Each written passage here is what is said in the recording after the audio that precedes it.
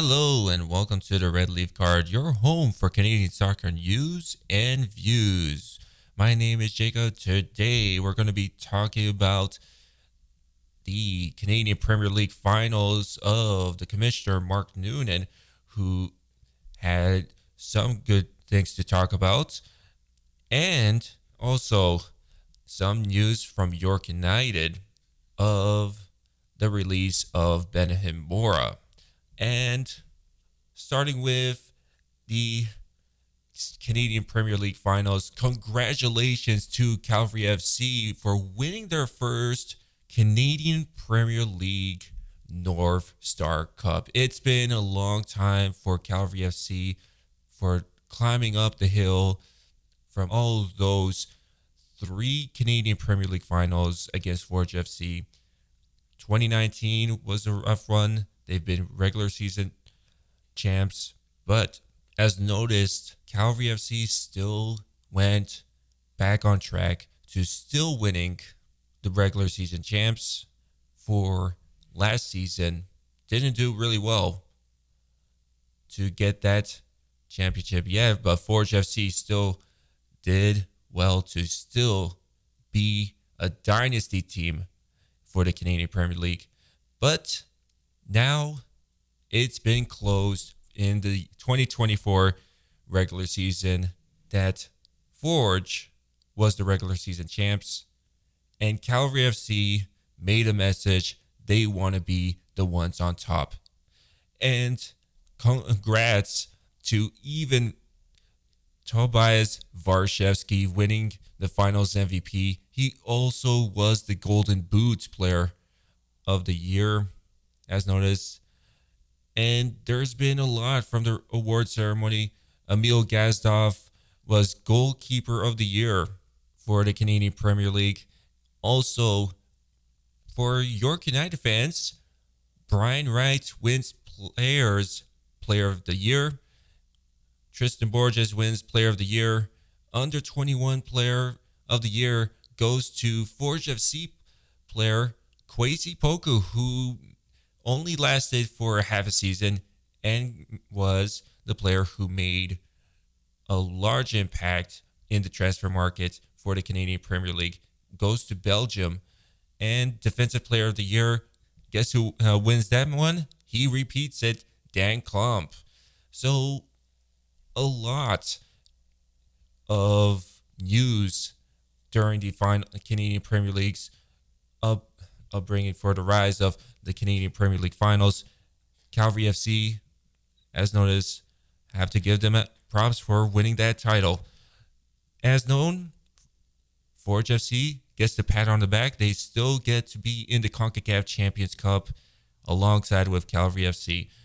So, as known from the beginning of the Canadian Premier League finals, was that Mark Noonan had to make some good news in his press conference that he will be announcing for the next season that the Canadian salary cap will increase for the next season in 2025.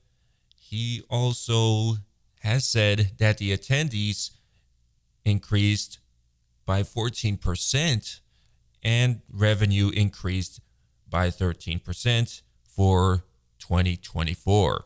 And during the press conference, there were a lot of talks about the expansion team talks, and Mark Noonan actually said that he's hoping to get 2 expansion teams by 2026.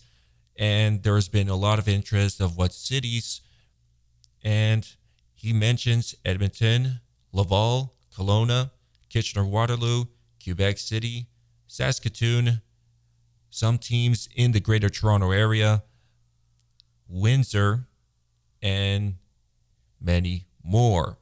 So a lot of ones that probably rings a bell is Edmonton. I know like a lot of people who are still talking about Edmonton, that should it be not a big talk to bring Edmonton back to the Canadian Premier League. since how it had to fold. And they've, I know FC Edmonton fans have always asked, well, you always bring up the city's name, you always bring it that, but it's always a question to announce if there's any investors that are interested to actually run a team in Edmonton. And as noticed that there has been a long time that during the time that the owners for FC Edmonton had to sell the team and had to find a new ownership didn't go really well. And then that York United actually got to be in the market for trying to get a new ownership. As noticed, the Pascal brothers were the ones to run a team for York United. So a lot of FC Edmonton fans are really kind of upset that Edmonton is still in that name for an expansion team, but they should still try to get a team back for the Canadian Premier League. And I know that some cities out there we could think about. There's some popularity in other cities. For example, Kitchener-Waterloo, a city that is known for soccer and as known Saskatoon. There's a lot of talks about Saskatoon that there was supposed to be an expansion team. Kind of actually failed in the project of to make a stadium, and it does question a lot about can Saskatoon get an expansion team by 2026. But you still have Windsor still in the loom for get that day to finish their team for their expansion. Former Commissioner David Clanigan, and he's hoping to make that deadline to 2026. And other ones, for example, Kelowna. Kelowna just had a CPL on tour game with Vancouver FC and Cavalry FC. Probably a great city to have a team there. Laval, Quebec City is mentioned, and a lot of people were talking about, oh, can we bring in a League One Quebec team? Like, for example, CS Saint Laurent. That's another thing there. But as known as CS Saint Laurent did not have any talks of being an expansion team, and they also did not have any investors interested yet.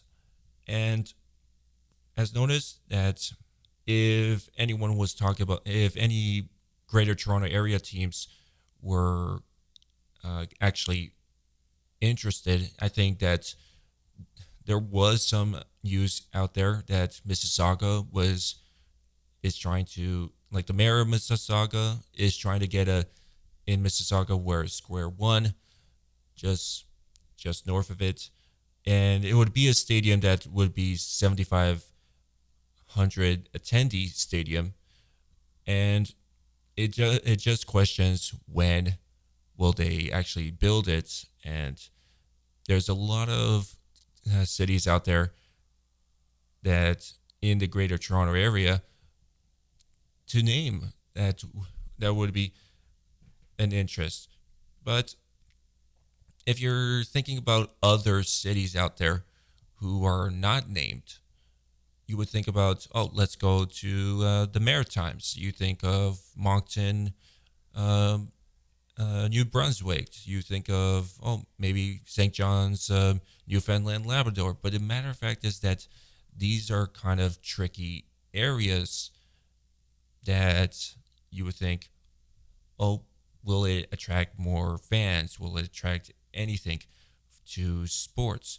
But the matter of fact is that you look at Halifax, Nova Scotia. they brought in a lot of the hype, always sold out games, always being balanced, never low on 5,000 fans going in attendees. And they just had a friendly match in St. John's, Newfoundland and Labrador with the under team with with another team, with a team out there abroad. And I think that this brings a lot of interest from other cities around in in Canada to have maybe a team from the Maritimes. As noticed, Moncton has not been touched yet. Um, as known, as noticed, there was two interest at Quebec City.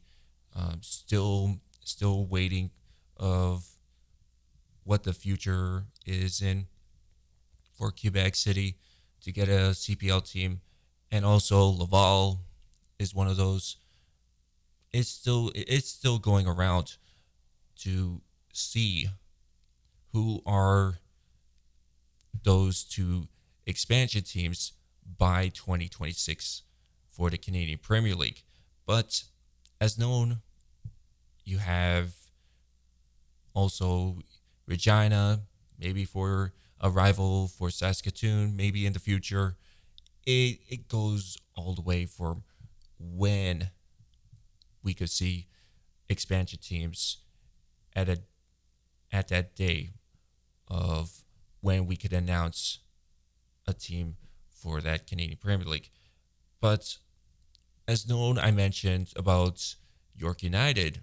There's been an announcement that Benjamin Mora will not be will not extend his contract with being a coach, for being the manager for York United. He has now parted ways and is now free agent. He's basically free to do of a lot of it because there's been a lot of interest that from, for example, Guadalajara Chivas for Liga MX, and I think there's other teams out there that are actually interest of Benjamin Mora since how he performed in his 22 games with the Canadian Premier League, York United.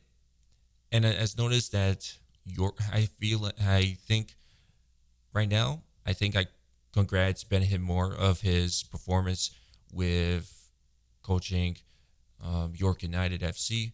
I think he's been a great for the league. He's been great. He's brought in, as known as the the battle with Atletico Ottawa and York United with Carlos Gonzalez and Benjamin Mora. It was all about those. But now the whole thing came down in the playoffs. Atletico Ottawa beats them in PKs, and it was one of the greatest matches we see from Atletico Ottawa and York United. But now, since it's all over for the season, Benjamin Mora takes that route to see if there's any interest in other leagues out there. So if he gets that role to being the head coach for Chivas, congrats. I would I would love to see how he does for Chivas to continue on. As noticed, if some of the Canadian soccer fans know about Chivas, in 2018 they beat the Toronto FC in the CONCACAF Champions Cup, and it went all the way to PKs in that one. I know that Toronto FC fans can't handle it, that they've lost and they were so close to winning the CONCACAF Champions Cup, but I know it's now the present year for it, and there's been a lot of stuff that's breaking, like for example, Inter Miami gained the automatic spots for the FIFA Club World Cup, and now Inter Miami just loses to Atlanta United in the playoffs. So a lot of people were kind of upset of that Inter Miami gained that automatic spots for the FIFA Club World Cup. Now you have Atlanta United just beating them in the playoffs. And usually, people say that, Inter Miami wins because they were the highest ranked team in the league. And a lot of fans say, well, I think that spot should have been for the winners of the MLS Cup for the playoffs. And definitely agree with this. I do agree that to gain that spot for it, since that USA is hosting that FIFA Club World Cup, I think it's better off for a team to get that spot when they win the MLS Cup. And that's the full time of the Red Leaf Card. I'm your host, Jacob, subbing out.